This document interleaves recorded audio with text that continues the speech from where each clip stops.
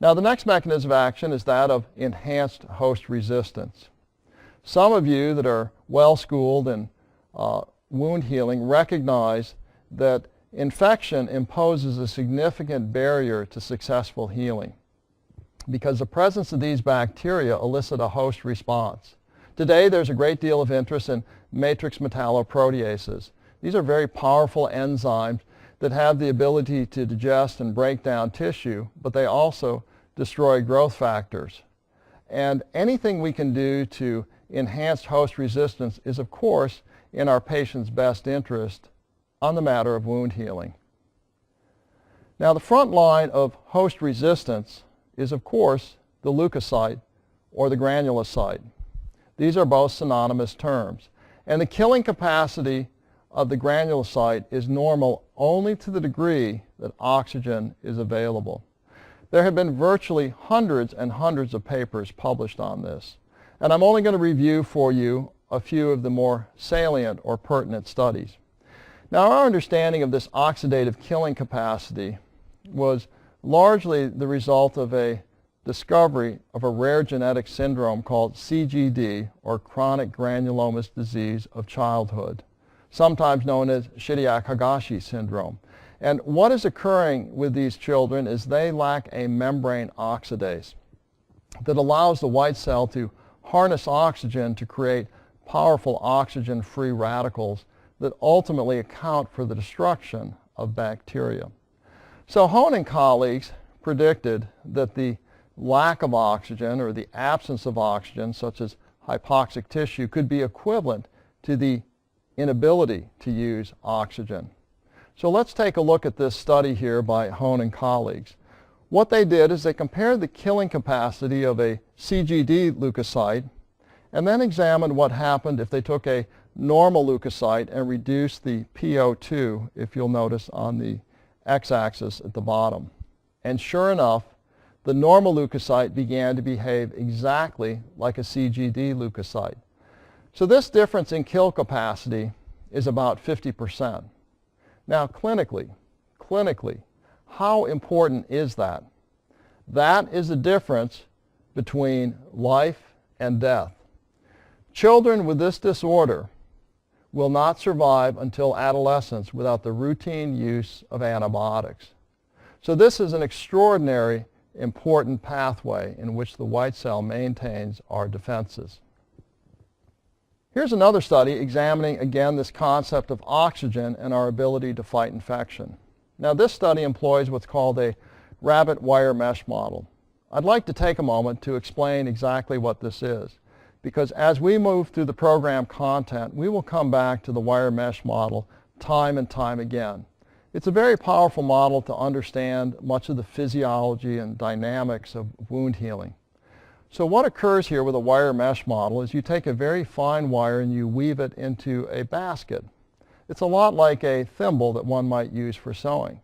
This wire mesh basket is then placed under the skin of an animal, and the investigator will sew over the tissue.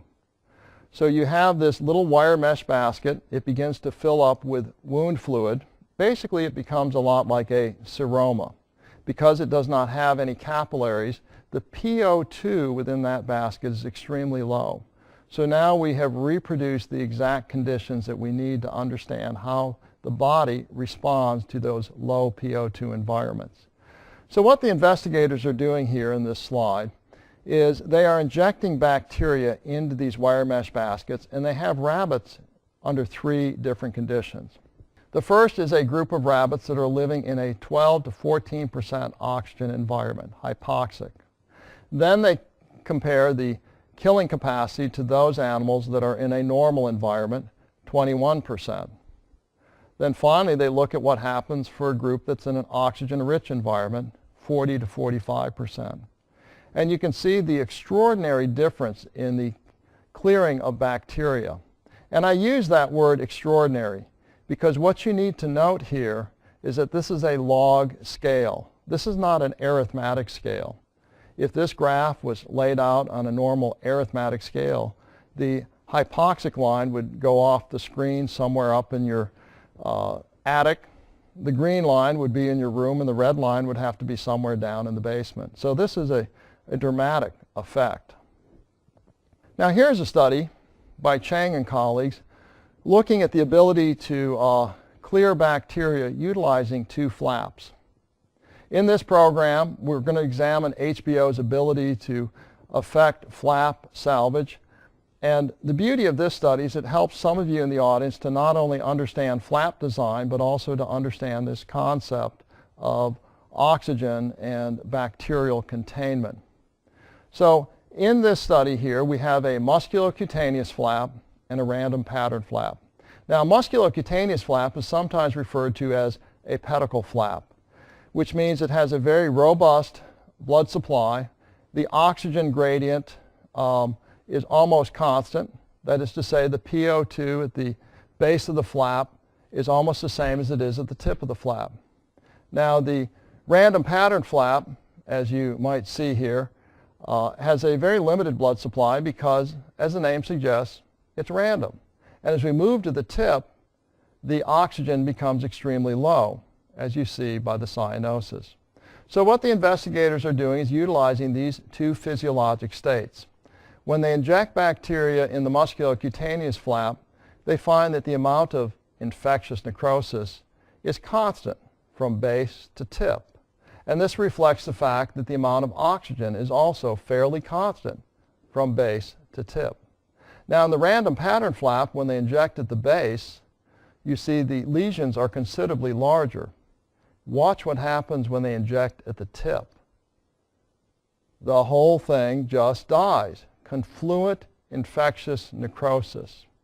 Now some of you may pause here and say, well, you know, Dr. Bartlett, you've said that it has a limited blood supply, and of course it will be limited in its ability to deliver oxygen, but did you consider the fact that it may also be equally limited in its ability to deliver white cells? Well, no, I didn't consider that, but somebody has, and in this slide we'll see the results of some work done by Fang and colleagues. They actually measured the number of white cells in the dermal and subcutaneous levels in the random and the musculocutaneous flaps. And you'll notice that the random pattern flap actually has more white cells. The difference is these white cells are ineffective. They're incapacitated due to the lack of oxygen. Now here's another study. This one I'm fond of, if for no other reason than it had a rather clever title. It was entitled Oxygen Dash an Antibiotic? This work was conducted by Dr. Knighton, and what they did is they took guinea pigs and they injected them with E. coli 10 to the 7th and looked at the amount of infectious necrosis that occurred. In the first group, in a hypoxic environment, at 24 hours, about 5 centimeters of necrosis. The second group, in a normoxic environment, did better still. The third group, in an oxygen-rich environment, improved even further. And you know, the Incas, living high in the Andes, understood almost 1,000 years ago that when members of their tribe would not heal, if they simply took them down into the Amazon rainforest, the mysterious powers of nature would heal them. Well, today we know there's little mystery. For at least some of these patients, it was simply a matter of hypoxia. Living at altitudes of over 10,000 feet, the arterial blood gas is only about 50. Moving down to sea level, you double that to almost 100 millimeters. Now, another phenomena, or mechanism if you will, is this curious occurrence of antibiotic synergism. This has been documented across multiple classes of antibiotics, penicillins, cephalosporins, aminoglycosides, and others.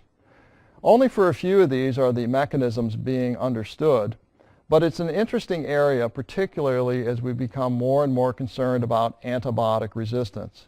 Clearly, it's an area that probably warrants more investigation. So what we can say on this matter of infections and oxygen is that if the invading organism is an anaerobe, it typically tends to live better in hypoxic environments because it favors their innate metabolic patterns. On the other hand, aerobic or microaerophilic organisms tend to survive better because the leukocyte has this pronounced, profound impairment imposed by hypoxia. The next mechanism of action is that of neovascularization or angiogenesis. Clearly, the cornerstone of any wound healing program is the ability to grow new blood vessels. So if we consider what happens with injury to tissue, say a surgeon takes a scalpel and divides the tissue, following that we develop a hypoxic area within the wound. Now the PO2 must achieve a critical level to activate the fibroblasts. The fibroblasts, in turn, are important for establishing the collagen matrix. HBO has an immediate effect on both of these phenomena. It helps to raise the tissue PO2 so the fibroblasts can be more functional, and the production of collagen has an absolute dependence on oxygen. The conversion of procollagen to collagen is absolutely dependent upon the adequacy of oxygen. And we'll examine that in another area when we look at the role of oxygen in wound healing in greater detail. Now, following the production of collagen, then and only then do we find adequate matrix to support neovascularization. You know, when I began my education in wound healing, I thought it would all be about angiogenesis. And what I've come to discover is that the real interest is on the production of collagen and matrix. Because until you have adequate amounts of collagen, you cannot get adequate angiogenesis. It's almost as if nature understands that there must be a substrate or scaffolding present to support the production of new blood vessels. And if you wish to look at a clinical correlate on this matter, just pause for a moment and reflect on the disease scurvy, vitamin C deficiency. In the disease scurvy, the body can no longer produce adequate amounts of collagen. And so the clinical syndrome you find is that these patients don't heal. They oftentimes have lots of bruising and bleeding, etc., all because you no longer have this collagen matrix to support the blood vessels and the attendant angiogenesis. So to recap here, at this point, we understand that HBO promotes healing through the activation and proliferation of fibroblasts, the promotion of collagen synthesis, and then secondarily we find the capillary proliferation along these collagen fibers. Again, we're going to look at this concept of oxygen and healing with over an hour dedicated in a great detail, but at this point it's useful, as we're simply talking about general mechanisms, to have this preliminary insight. Again, a common question that's asked, do we really need hyperbaric therapy to see this angiogenic effect? So you'll find this study to be interesting, where they're actually comparing animals on air versus animals on oxygen versus animals with hyperbaric oxygen. Now, the endpoint here is looking at VDE, vascular density equivalence, which is basically angiogenesis. As you might note here, the air animals are no different than the animals breathing 100% oxygen. It's only the hyperbaric group that demonstrates this angiogenic effect. So what we're actually saying is that you have to have a pharmacologic dose, that is, a massive dose of oxygen that far exceeds what one could normally achieve simply by breathing oxygen by mask. So today we're really arriving at a new concept, a new paradigm of oxygen as being far more than a metabolite. You know, when I was in medical school, I was basically taught oxygen did two things. Number one, it produces energy, ATP, and number two, it's a building block for a number of proteins, principal one of which is collagen. But today we're really beginning to recognize oxygen as more than that. Oxygen behaves very much as a cell signal that initiates the very foundation of healing itself. Again, we will look at those concepts in greater detail a little later. The final mechanism is that of reperfusion attenuation. Now, this concept of reperfusion injury is a relatively new concept in medicine, and it's a concept that touches almost every aspect of medicine. But for those of you who are perhaps not familiar with reperfusion injury, let me take a moment here to explain what is occurring. Back in the 1960s, physiologists are studying cell death. And as you deprive tissue of oxygen, you find that cells begin to die. Now, if you restore oxygen to the system, you would predict that it should actually bring, cell death to a halt. But it doesn't. Much to their surprise, what they discovered is the introduction of oxygen brings with it an acceleration in cell death, and then, and only then, do you get recovery. So in looking at this slide here, some work done by J. Willis Hurst, what the investigators are doing is they are depriving the heart of oxygen. They've set up what's called a nitrogen purge. There's a constant blood flow. Now you'll notice on the y-axis they're measuring CPK as a marker of cell death. That is to say, as the myocytes become sick, they begin to release this enzyme in the bloodstream. Now watch what happens when they introduce oxygen back into the system. You see this massive spike of autolysis, cell death, and then a recovery. That spike is reperfusion injury, and that spike touches almost every field of medicine. Each year in the United States, we are pushing thousands of doses of thrombolytics to treat patients for heart attack. Every day in the United States, we are doing free flaps, and each of those flaps runs the risk of reperfusion injury. So this area of reperfusion injury is of extreme interest to almost every field of medicine.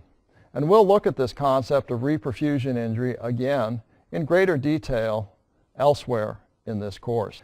But at the present time, it clearly is an oxygen paradox, and we'll better understand how oxygen changes the balance in our favor. So at this juncture, you may ask, what then are the typical indications for hyperbaric therapy? Well, here's a list of what are considered the emergent indications. We have on this list things like decompression sickness and gas embolism. This, of course, would be the effects of direct pressure. We have other things like gas gangrene, anaerobic infection. That would, of course, be the work that was published by Brummelkamp and colleagues looking at that indication. Then, of course, we have acute ischemias, extreme anemia. This, of course, would be Verima's classic life without blood. And then, of course, there is carbon monoxide, as Haldane demonstrated well over 100 years ago, the mice that could survive in these glass bottles. And then we have an associated area of cyanide, which is more commonly found in the setting of smoke inhalation. So this is a list of the typical emergent indications. And then finally, there is this area of thermal burns. The other category would be what we call elective indications. And in this category, we have things like radiation injury, and here we are talking about therapeutic radiation used in the management of cancer. We have chronic osteomyelitis, an infectious disease disorder, diabetic wounds, and then just the general category of problem wounds. Now, if one were to look at a typical profile for a hyperbaric unit anywhere in the United States, what would you expect to see in terms of treatment loads? Because a common question that's asked is, why is the hyperbaric chamber in the wound healing center? Shouldn't it be more appropriately located in the emergency department for things like carbon monoxide and gas gangrene? Well, as we examine these categories here, it'll become readily apparent. The category of radiation injury usually constitutes about 30% of the treatment load. Now, take note, I'm talking about treatment load, not case load.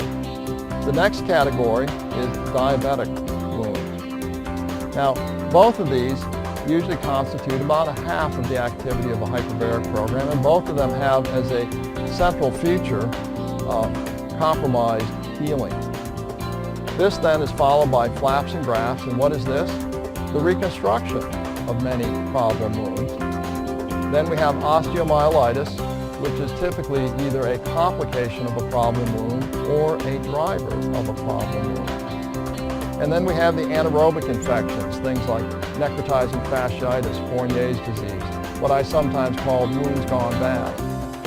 And at this point, it should become apparent that almost 95% of everything we do is directly or indirectly related to the management of problem wounds. Now, do we see things like carbon monoxide, arterial gas embolism, decompression sickness, and anemia? Absolutely. But as you can see, this is really a very small part of the activity. And it's for this reason that we recognize that many hyperbaric programs really are best managed in the context of a chronic wound healing program. So to summarize, at this point, the things that we have covered in this session is the concept of the oxygen cascade. We followed the journey of oxygen from that very first breath and traced it out to the periphery, and we've come to appreciate this enormous reduction in gas pressure from almost 160 millimeters down to 8 millimeters. And we've come to appreciate why it is you must have a very prominent effect on the top line to affect the bottom line. We have looked at this concept of CO2 transport to better understand what's occurring, and we will take more time to talk about patients who have chronic lung disease and what the best approach would be. But at this point, we clearly have a better understanding on the physiology. We have looked at the cardiac effects and how hyperbaric oxygen can change the afterload of the heart. A more precise discussion of the clinical consequences, again, will be reserved for that later session on risk assessment. We have also looked at metabolic effects, and the most prominent of which is the potential of hypoglycemia in our diabetic patients. And then we have looked at the mechanisms of action and how this forms the basis for many of the indications for hyperbaric medicine today. Those mechanisms of action, just to recap, are direct pressure, hyperoxygenation, vasoconstriction, edema reduction, enhanced host resistance, neovascularization, and reperfusion attenuation. For any given indication, there could be 2, 3, or more of these mechanisms at play.